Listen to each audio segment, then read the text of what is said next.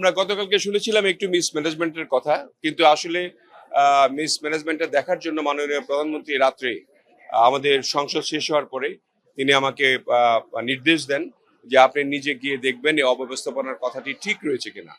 আমরা এসে দেখলাম যে আসলে বিষয়টা এরকম নয়, এবং খাবারের মান কেমন সেটাও দেখার জন্য তিনি বলেছেন, এবং হাজিরা যাতে কোনো অবস্থাতেই খাবারের মান নিয়ে কোনো কোশ্চেন না তুলতে পারে সেই জন্য আমরা পর্যটন ক্যাফেটেরিয়া থেকে কিন্তু খাবারগুলো দিচ্ছি।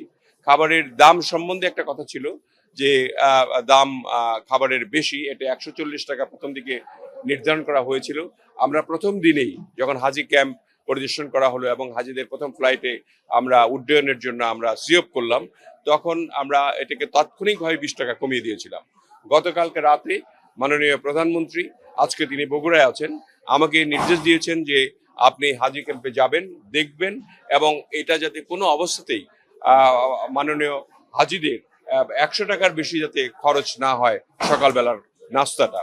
তারপর আমরা হিসাব করে দেখলাম যে খিচুড়ি, ডিম, সবজি এবং একটা বড় পানি, এগুলি বাইরে কিনতে গেলেও 150 টাকা লাগবে, কিন্তু আমরা এটা সাশ্রয়ী মূল্যে এবং হাজিদের যাতে কোনো রকমের অসুবিধা না হয় এবং তাদের কম খরচে একটা ভালো উন্নত মানের খাবার যারা খেতে পারে, স্বাস্থ্যকর খাবার।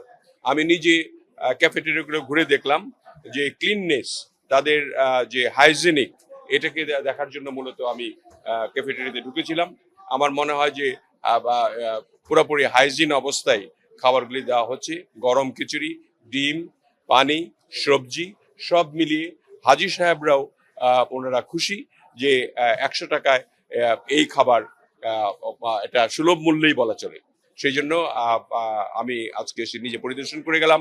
এটা আবার মাননীয় প্রধানমন্ত্রী মনিটর করবেন। তিনি বগুড়াও থাকলেও তিনি হাজিদের ব্যাপারে অত্যন্ত সচেতন, এবং তিনি বলেছেন আশ্বাস দেওয়ার জন্য যে আগামীবার হজ ক্যাম্পে যদিও টুকটাক কোনো কিছু অসুবিধা থেকে থাকে সেগুলিকে আমরা, যেহেতু আমরা কম সময় পেয়েছি, আপনারা জানেন যে আমাদের সরকার মাত্র 2 মাস বয়স, এই বয়সের মধ্যে আমরা অল্প সময় পেয়েছি, তার মধ্যে আমরা বিমানের টিকিটের দামও 12,000 টাকা কমিয়েছি এইটুক সময়ের মধ্যে। আগামীবার আমাদের বিমানের দাম, টিকিটের দাম অনেক কমবে, এবং হাজিদের কিভাবে আরো দাম কমিয়ে সুলভ মূল্যে, যেহেতু তারা জমি বিক্রি করে সঞ্চিত টাকার অনেক কষ্ট করে সঞ্চয় করে সেই সঞ্চিত টাকায় তারা হজ করেন এবং আল্লাহর ঘরে গিয়ে দোয়া করেন দেশের জন্য, নিজের জন্য, আমাদের পরিবারের জন্য।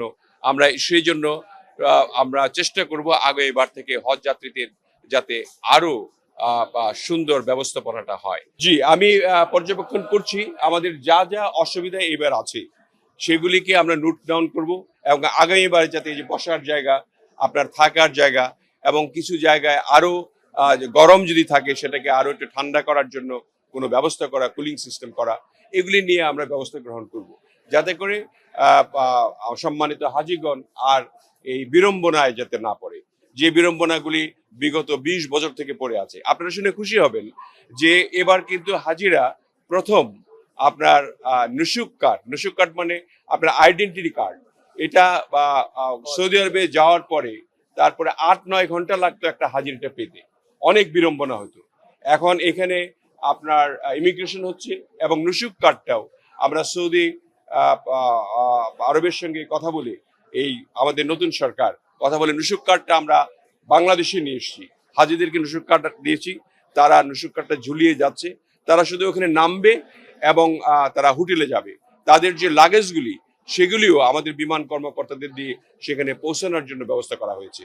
তার মানে তারা যদি ওখানে নামে, যে আমরা যে শুনেছি যে হজে হাজিরা সৌদি আরবে নামার পরে অনেক বিড়ম্বনার মধ্যে পড়তে হয়, কষ্টে পড়তে হয়, সেগুলি অন্তপক্ষে যাতে নিরসন হয়, আমরা একটুকু চেষ্টা এবার করতে পেরেছি অল্প সময়ের মধ্যে।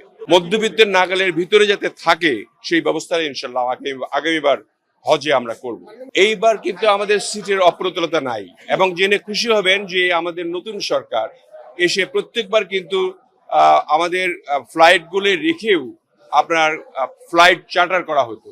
চার্টারের মধ্যে হয়তো একটা দুর্নীতি বা ব্যবসার একটা ব্যাপার থাকতো, সেগুলি আমরা কোনো প্লেন চার্টার করছি না। আমাদের সৌদি আরব এবং আমাদের বিমান 78,500 হাজিকে আমরা পাঠাচ্ছি, যেটা কোনো অন্য প্লেন চার্টার না করে, দেশীয় অর্থ আপনার অপচয় না করে আমাদের বিমান দিয়ে তাদেরকে পাঠাচ্ছি। এবং আগামীবার আমাদের বিমানের বহর বাড়বে, আমরা আশা করছি আমরা বিমান কিনতে যাচ্ছি, এবং বিমান কিনলে পরে বিমানের যে আপনার সিটের অপ্রতুলতা এবং যদি হাজি বাড়েও তাহলে সেখানেও কোনো অসুবিধা হবে না ইনশাআল্লাহ। আমাদের দেশ তো সম্পূর্ণ ভঙ্গুর একটা অবস্থা ছিল, কোনো ক্লিননেস ছিল না, কোনো দিকে কারো ভ্রুক্ষেপ ছিল না। আমরা এসে এই 2 মাসের মধ্যে প্রায় 60টি জায়গা আমরা অ্যাড্রেস করেছি, এবং এখানে আমাদের সিটি কর্পোরেশনের যে প্রশাসক আছে তাকে নির্দেশ দেওয়া হয়েছে কোনো অবস্থাতেই যাতে মশা এবং আপনার ময়লা এগুলি যাতে না থাকে, রাস্তাটা যদি ঠিক থাকে। তারা অনেক চেষ্টা করেছে, অল্প সময়ের মধ্যে 4-5 তারা রাস্তা ঠিক করেছে এবং মশার জন্য ওষুধ দিচ্ছে। তারপরেও মশা আছে, এটা অস্বীকার করা যাবে না।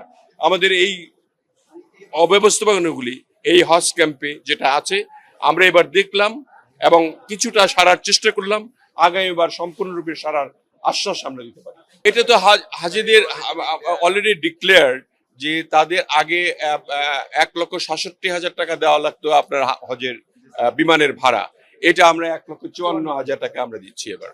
এটা আমাদের সরকার এসে এই দামটা কমিয়েছে এই 2 বছর।